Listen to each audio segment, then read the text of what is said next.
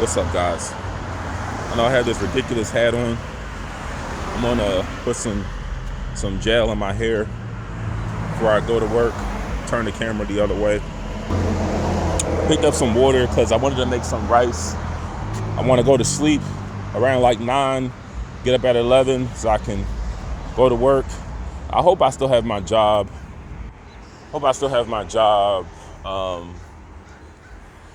Because I got to do this I-9 verification. This is what got me terminated like last November. But I hope I still have it. If they give me the password, I can just complete it tomorrow. And I gotta go to the school on Monday. Well, tomorrow. That's all I'm kind of worried about. I got done my Bible study, and I didn't tell all this to my elder, but I told him that this week was a little stressful, and he noticed that I wasn't there at service. And this is what I want to talk about in this video. So I'm not having any second thoughts. Listen when I say this. I can call myself a Christian. This is what I want to say, guys. I don't second guess righteousness. Doing the right thing is what I don't even question that. Because that's what I'm supposed to be doing.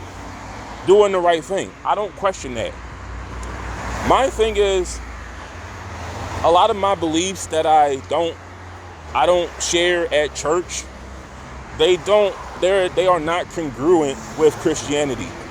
I tried what I could to bury those thoughts down, and I consider those to be racist and hateful, but I'm proven right every day by where I live.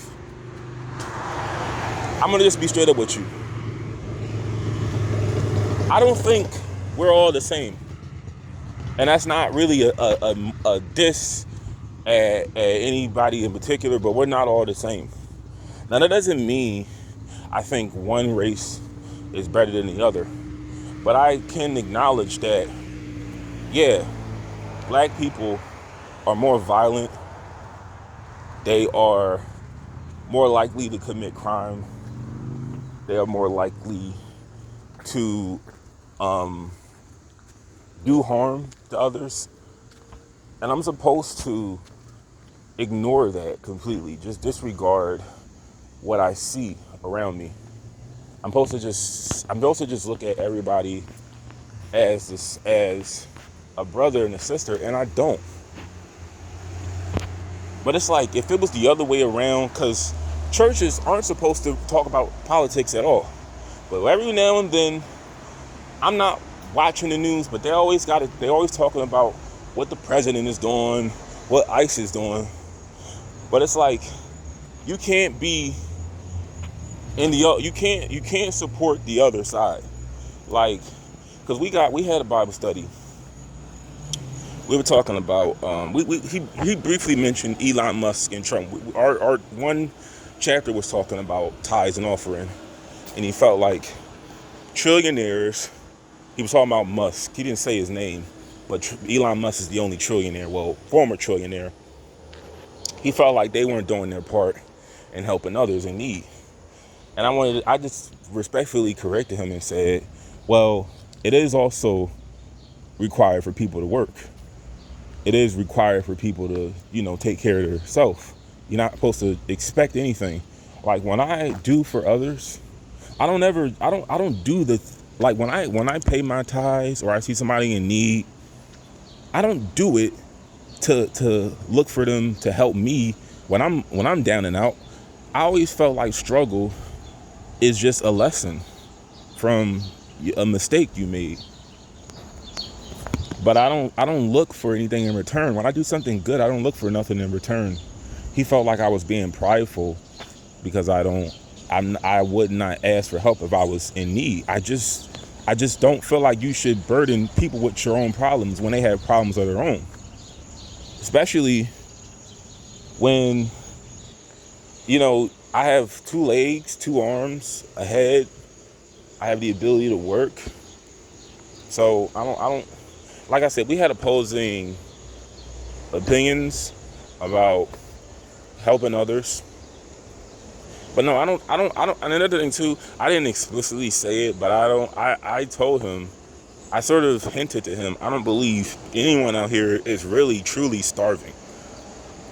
If people are struggling, and I would throw myself in this equation, when people struggle, it's because of their own mistakes. How many married people you know who plan to have kids that are out here starving? People that are starving with kids, most of the time, their kids are not planned, or their decisions got them in that situation. Whenever I struggle, my own choices got me there, nobody else. But I know he didn't want to hear that. He didn't want me to say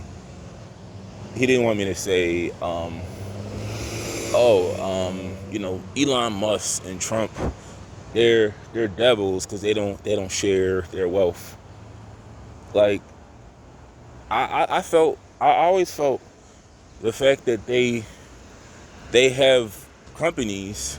Well, at least Elon Musk. Trump has companies, but Elon Musk, well, he's most known for Twitter, well, formerly known as Twitter, X, and Tesla. How many people have jobs working for this man? Is that not sharing your wealth? Like, a job is enough. I don't expect somebody with millions of dollars to just throw money out the window like Fetty Wap off a hotel balcony. That, if they choose to do that, that's their choice. But you should not look.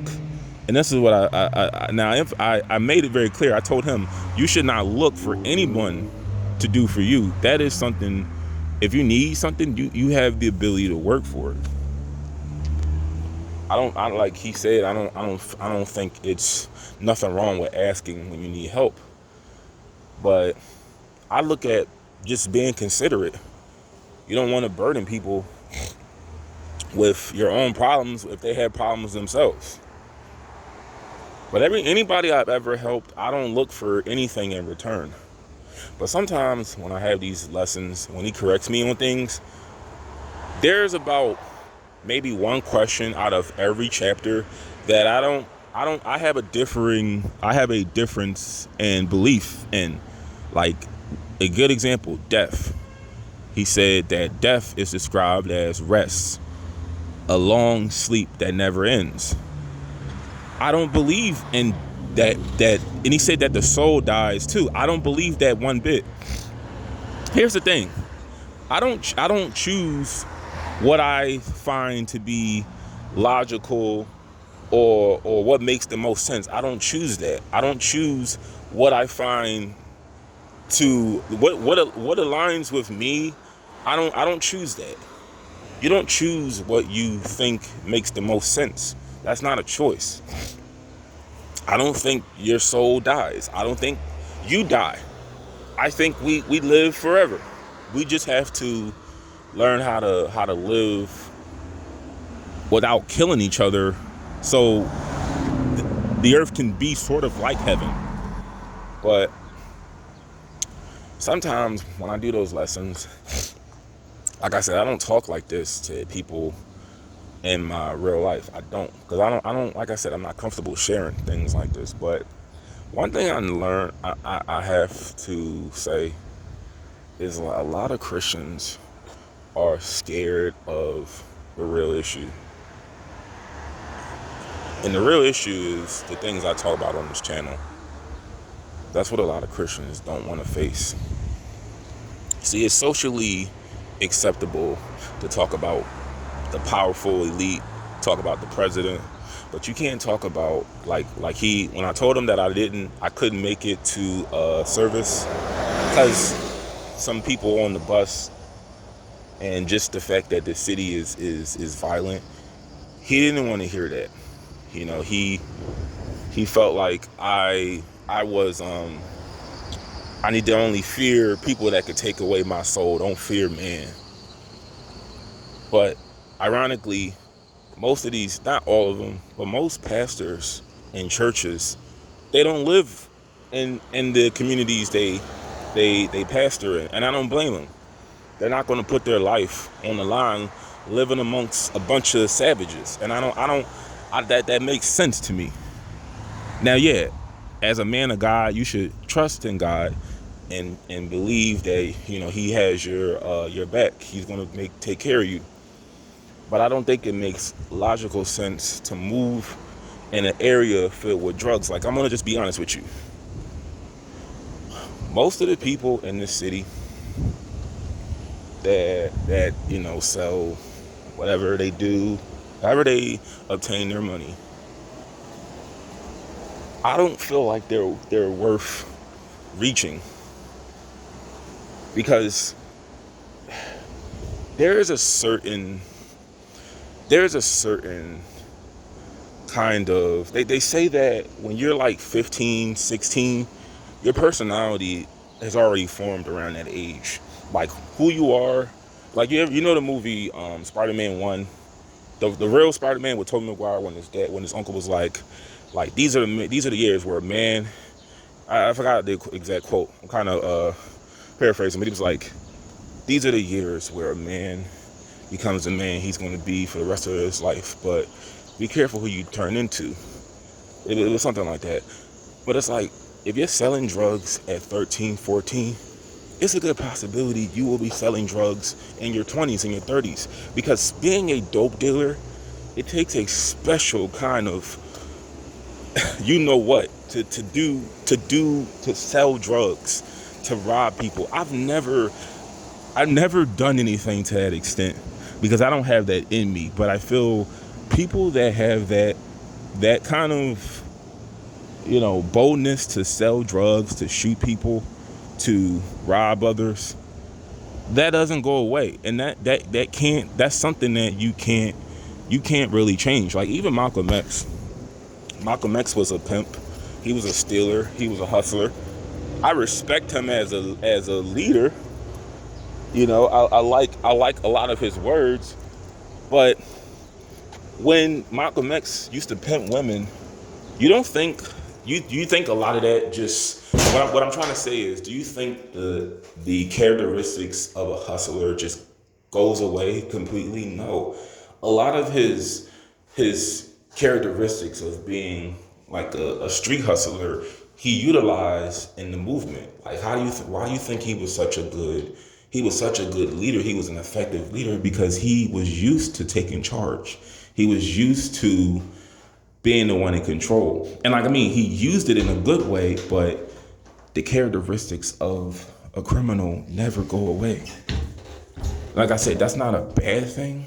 He utilized it in a good way. But you have people who don't utilize it in a good way. Let me do that podcast.